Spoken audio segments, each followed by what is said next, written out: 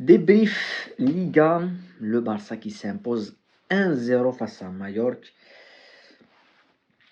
Dans un match où le Barça a eu plus de 80% de possession, a tiré plus de 20 fois en première mi-temps et marqué seulement un seul but. C'est une anomalie d'ailleurs de voir le Barça ne pas marquer autant de buts sur ce match.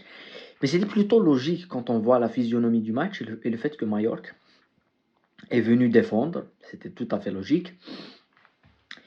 Et je pense quand on prend un petit peu le match en lui-même, et on comprend pas comment le Barça n'arrive pas à tuer le match, surtout en première mi-temps. Pour moi, c'est l'un des meilleurs matchs du Barça cette saison. Sincèrement, en matière d'animation, d'animosité et tout ça, c'était l'un des meilleurs matchs. Et bien sûr, à commencer, on va parler de la compo, puisqu'aujourd'hui, il y a ces flics, comme prévu, hein, il devait le faire. Il a fait une rotation un petit peu générale, avec Eric Garcia en latéral, ce qui n'était pas attendu aussi, avec Araujo dans l'axe avec Martinez, avec Hector Fort sur le côté, il prend la place de Gérard Martin.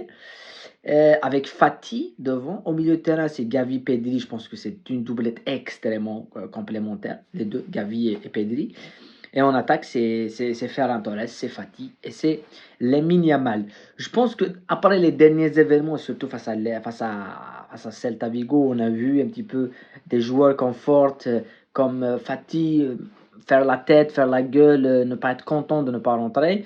Je pense il leur a donné du temps de jeu. Il y en a ceux qui ont montré beaucoup plus de choses, il y en a d'autres. Je pense que j'en ai parlé déjà du côté disciplinaire de flic. Je pense qu'il doit le faire ça. Il doit faire un petit peu remettre les choses à leur place et ça doit passer déjà par des performances. Voilà. Mais en tout cas, ça n'a pas vraiment empêché le Barça de dominer. Pas que, ça ne les a pas empêchés de surdominer parce qu'ils ont surdominé cette équipe de Mallorca. Ils les ont mangés dans toutes les lignes du jeu. C'est-à-dire que défensivement, il y a une seule action pour Mallorca et l'occasion est hors jeu. Il y a quand même 20 occasions pour le Barça en première partie. 20 tirs. Le gardien, enfin, sur tout le match, le gardien, Léo, il a fait plus de 16 arrêts, 16 parades. Ce qui est un chiffre, il faut le faire, hein, 16 parades. Moi, je m'attendais à ce genre de match, mais je ne m'attendais pas à ce que le Barça soit aussi fort. C'est-à-dire qu'avec Fati, tu vois que Fati n'a pas le niveau de Barça. Fati, oui, on l'aime bien, c'est le numéro 10, c'était le mec qui allait prendre la place de Messi, successeur de Messi et tout. Et moi, je vais dire une chose, je vais établir une vérité, parce qu'on est dans l'ère du moment. On est toujours avec la dictature du moment. C'est-à-dire que les gens maintenant ils vont parler de dire ah c'est comme ça parce que non. Les gens disent que Fati n'était pas bon dès le départ. Ah ben non, si vous avez pas vu Fati au début, quand il venait d'éclore comme Yamal, c'était le plus jeune à marquer en Champions League et face à l'Inter et il rentre il marque direct. Il avait une certaine facilité dans le jeu, il avait une facilité à marquer des buts, il marque au Classico, et puis il y a cette blessure face au Betis où Issa Mandi lui pète la jambe et il joue pas pendant 2 ans. Pendant 2 ans, il joue pas au foot. Donc c'est ça qui lui a détruit sa carrière à Fatih. Mais on se rappelle quand il était bon, il marquait de la tête, il marquait du pied, il marquait de tout. C'était un joueur, pour moi, c'était un joueur, un attaquant complet. Vraiment. C'était un attaquant complet, fort dans profondeur, jeu de combiné, il était très fort, il a joué avec Messi quand même. Voilà. Mais maintenant, on parle de maintenant, il n'y a pas sa place au Barça, sincèrement. Parce que tu le sens physiquement que dans ses enchaînements, il a une occasion, il frappe, il divise complètement, il divise complètement sa balle. C'est bien ça a permis quand même de reposer certains joueurs, comme Rafinha et tout.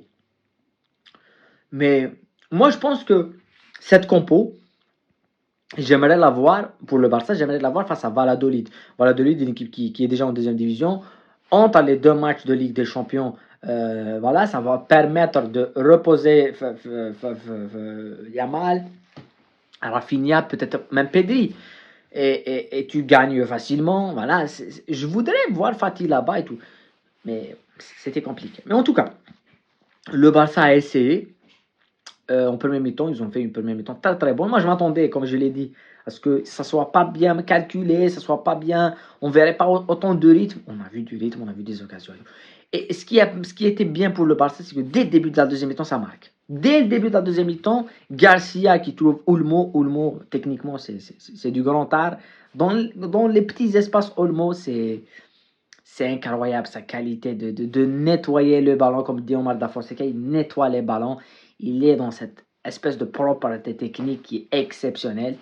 Et puis, on s'attendait à ce que le Barça mette un deuxième but. Ils ne l'ont pas fait, malgré des occasions monumentales. La passe de Pedri pour Yamal, il est tout seul, Yamal. Il a plus de 30 mètres là, tout seul.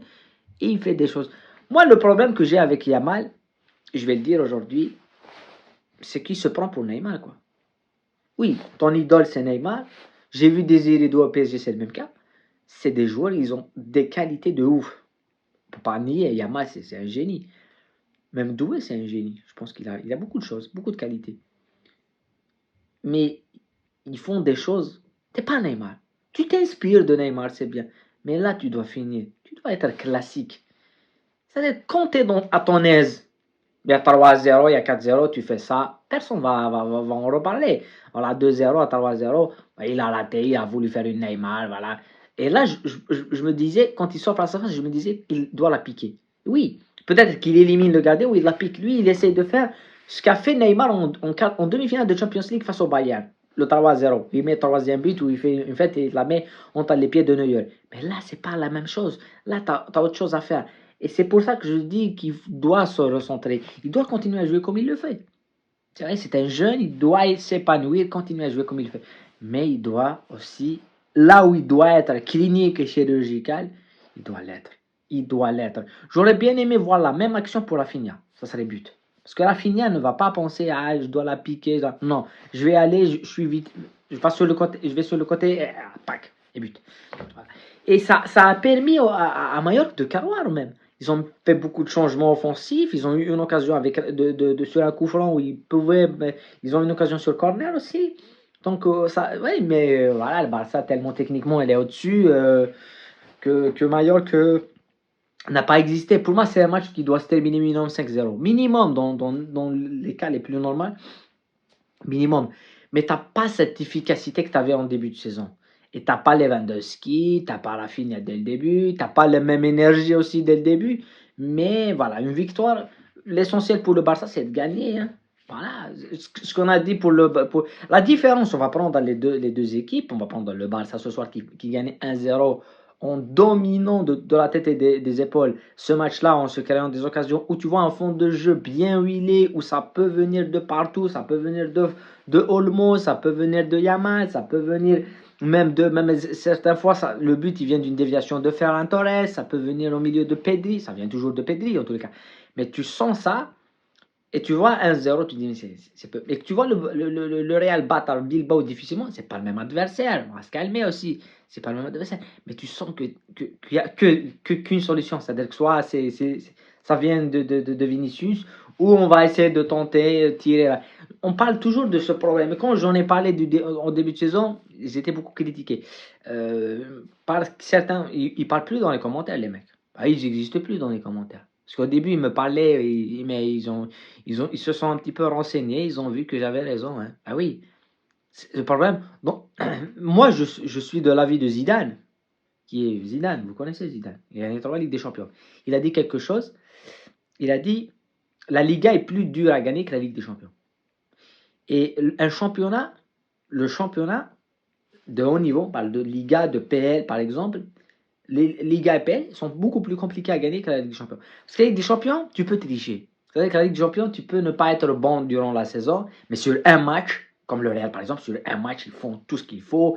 Voilà. Et ils battent des équipes de monstrueuses. Ils battent City, ils battent le Bayern, même s'ils ne sont pas les meilleurs. Mais sur un match, tu peux le faire. Mais tu ne peux pas faire ça sur 38 journées. 38 journées, tu dois être bon du début à la fin. Tu perds 3 points, c'est mort. Tu perds 4 points, c'est mort. Si tu n'as pas de fond de jeu, ça doit être une machine huilée. Et c'est ça la différence. C'est pour ça que quand on voit sur sur beaucoup de saisons, le Real ne gagnait pas beaucoup de championnats par rapport à des Ligues des Champions.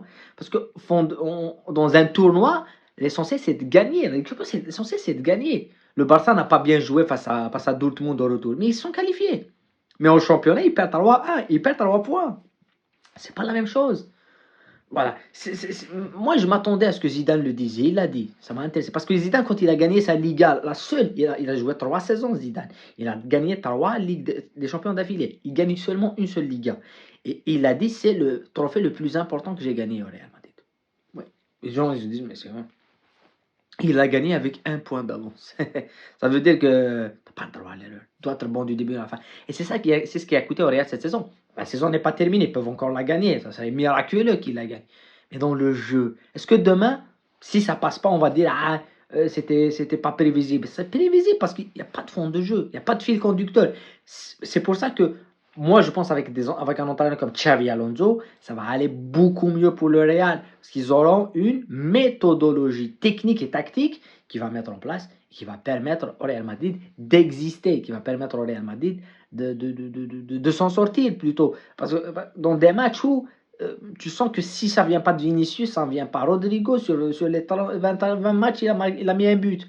Toute compétition confondue. C'est difficile quand tu t'appuies sur des individualités et qu'elles ne fonctionnent pas parce que tu as en face de toi, demain ils auront un bloc équipe de Getafe qui serait commandos. Donc ils doivent jouer, ils doivent avoir des décalages. Ça ne peut pas venir que de Vinicius et tout. Si Vinicius demain il est pris, comment tu joues? Ah oui, comment tu joues? C'est pas la même chose. Voilà. En tout cas, on a débriefé ce match. Demain, débrief Getafe Real Madrid à la fin du match. J'ai oublié le nom du stade. Colisio de Getafe. On va bien sûr suivre cette Liga qui est pas, moi c'est l'une des ligas les plus passionnantes, mais en même temps les ligas les plus bizarres parce que du début à la fin le Barça quand tu vois le match qu'ils font ce soir, j'ai oublié de parler de Pedri, mais je parle toujours de Pedri, je dis toujours que c'est pour moi c'est le meilleur joueur du monde. Pedri c'est autre chose, Pedri c'est de la musique, Pedri c'est l'odeur d'Iniesta, Pedri c'est le foot. C'est le foot. Si tu allumes moi j'allume, je regarde le Barça, pas pour Yamal. Oui, pour Yamal, il nous fait des gris-gris, mais il fait des fois de n'importe quoi. Mais pour Pedri, je regarde le Barça. C'est comme à un certain moment, euh, je regardais le Real Madrid, surtout quand il gagne les 3 Ligues des Champions d'affilée. Je ne la regardais pas pour Benzema ou pour Bale ou pour Cristiano, je la regardais pour Modric. Ce que faisait Modric, mais c'était un artiste. Ou Marcelo, c'était quelque chose de fou. Vraiment. En tout cas, prenez soin de vous, la paix sur vous. On se retrouvera demain, mais je voulais juste vous dire que j'ai pronostiqué les 2 derniers matchs. J'ai pronostiqué aujourd'hui un nul, match nul, Valence, Espagnol. Quand je vous dis que je vous donne les meilleures cotes, c'est pas n'importe quoi. Et demain, je vais pronostiquer le Real. Donc si ça passe pas, ne venez pas me critiquer parce que il n'y a jamais 203 comme on dit. Prenez soin de vous, la paix sur vous et à bientôt. Ciao.